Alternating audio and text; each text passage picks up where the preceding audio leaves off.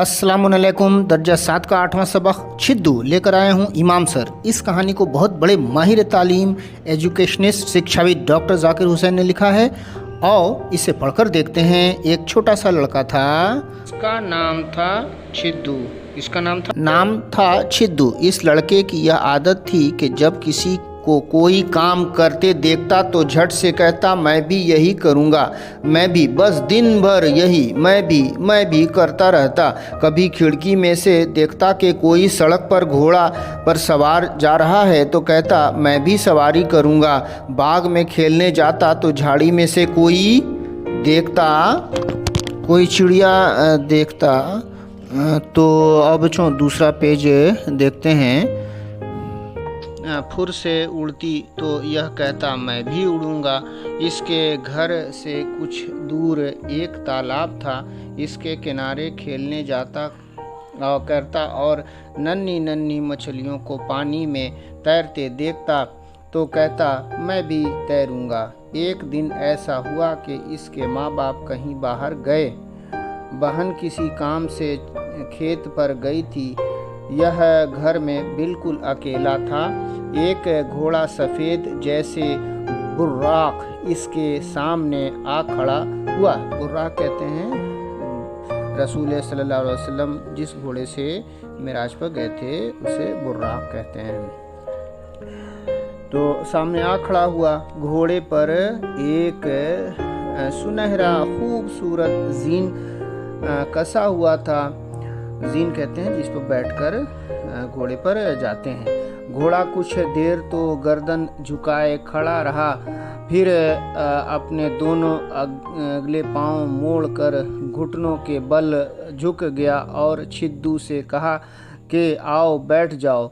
फिर क्या पूछना था। छिद्दू तो मारे खुशी से फूले न समाता था। झट कूदकर सुनहरे जीन पर बैठ गया और लगा चिल्लाने कि मैं तो घोड़े पर सवार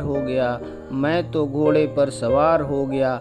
बाहर खेत की मेड़ पर छिद्दू की बहन मुन्नी बैठी थी। इसने भाई को घोड़े पर सवार देखा तो चिल्ला उठी, अरे छिद्दू किधर चले? छिद्दू बोला, हम तो दुनिया देखने जाते हैं।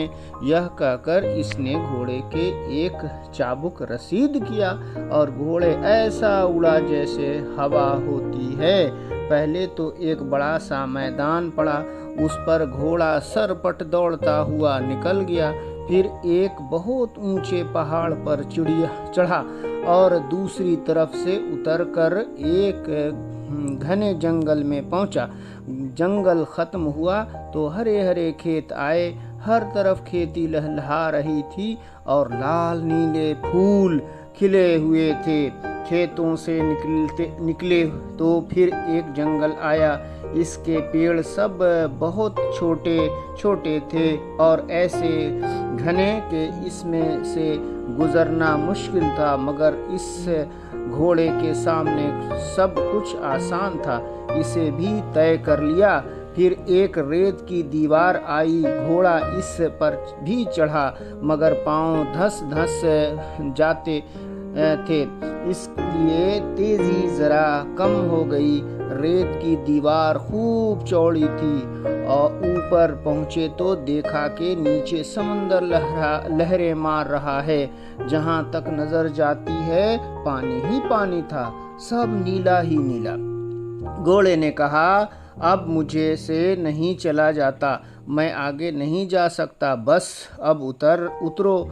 मियाँ छिद्दू ने कहा, वाह, मैं तो और आगे चलूँगा। यह सुनकर घोड़ा इस जोर से उछला कि मियाँ छिद्दू धड़ाम से आगे आन पड़े और रेत की दीवार पर इससे ऐसा लुढ़के कि सीधे समुंदर में गिर कर डुबकियां खाने लगे। एक लाल सुनहरी मछली जल्दी जल्दी तैर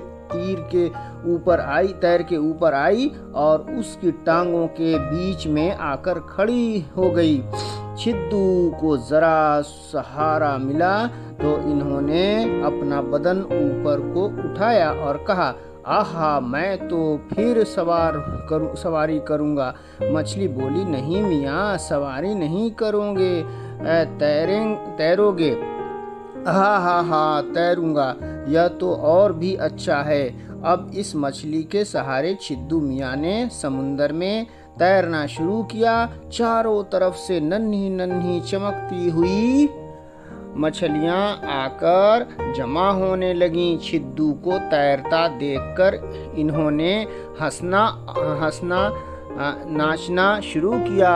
उधर से दरिया चिड़ियों ने एक दूसरे से चिल्ला कर कहना शुरू किया, अरे जरा देखो तो छिद्दू किस मजे से तैर रहा है।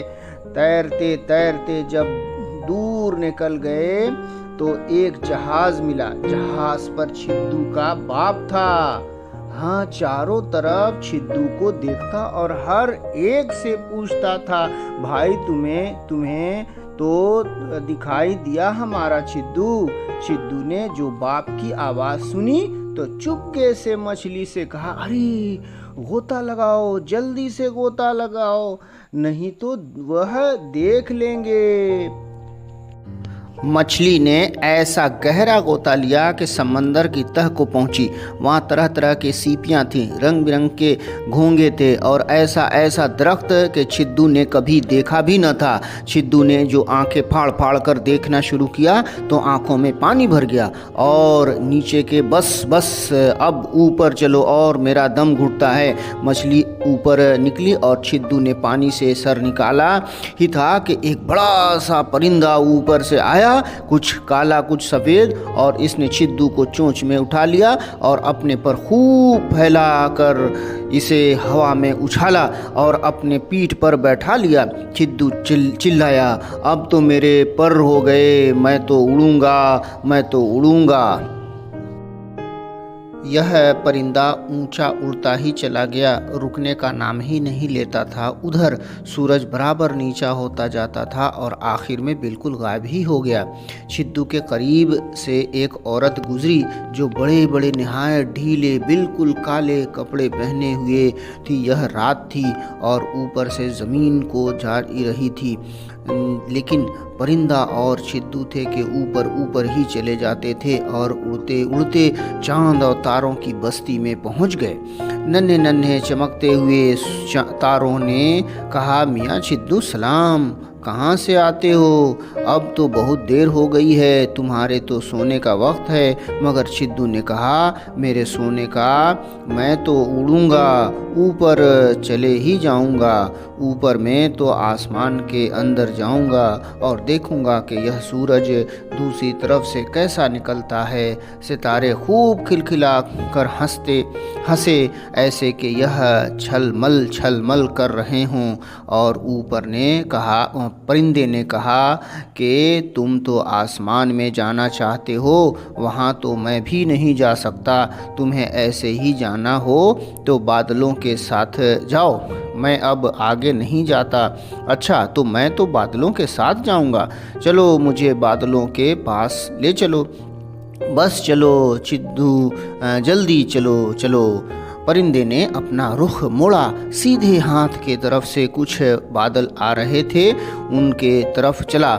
उसे देखकर एक काला बादल भी उसकी तरफ लपका और करीब आकर छिद्दू को गोद में ले लिया। इसकी गोद बड़ी ठंडी थी, ऐसी नरम जैसे हलवा।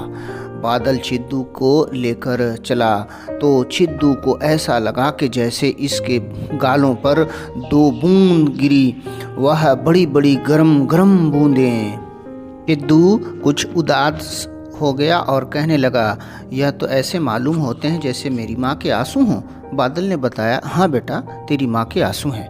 वह तुझे ढूंढते ढूंढते थक गई थी और एक जगह बैठी रो ही रही थी कि मैं पास से गुजरा तो मैं यह दोनों आंसू साथ लेता आया। अब उदास मत हो, इन्हें पोंछ डालो। हम बस अब आसमान पहुँचते ही हैं। मुंह हाथ खूब साफ होने चाहिए, वहाँ फरिश्तों का पहरा है, गंदे आदमी को अंदर नहीं आने देते। यह बातें सुनकर चिद्दू ने रोना शुरू किया और इतना रोया कि हिचकी बंध गई। वह बादल से सिसक कर कहने लगा, नहीं, मैं आसमान में अब नहीं जाऊंगा, मैं अब सूरज को भी नहीं देखूंगा, मुझे अब कुछ दरकार नहीं, मुझे तो बस घर ले चलो, मैं अपनी माँ के पास जाऊंगा बस। चिद्दू ने यह कहा ही था कि बादल बड़ी तेज़ी से नीचे को चला। सब देखते ही रह गए, यह जा वह जा, और एक जगह खूब नीचे पहुंचकर बादल ने चिद्दू को गोद से नीचे डाल दिया। यह धम से एक चमेली के पेड़ के पास गिरा। उसने जो आंख खोली तो देखा कि माँ दोनों हाथों से चमेली की शाखें हटा रही हैं। खुशी से बाँछें खुली हुई हैं और चिल्ला रही है, अरे लोगों देखो, मेरा चिद्दू यह है, मेरा चिद्दू यह है। इसी वक्त सूरज भी ऊपर से निकला और चमेली की टहनियों में से झांक कर उसने चिद्दू का मुंह दिखा और कुछ इस तरह मुस्कुराया कि इसका सारा छोड़ा चला चेहरा इस मुस्कुराहट से दमकने लगा।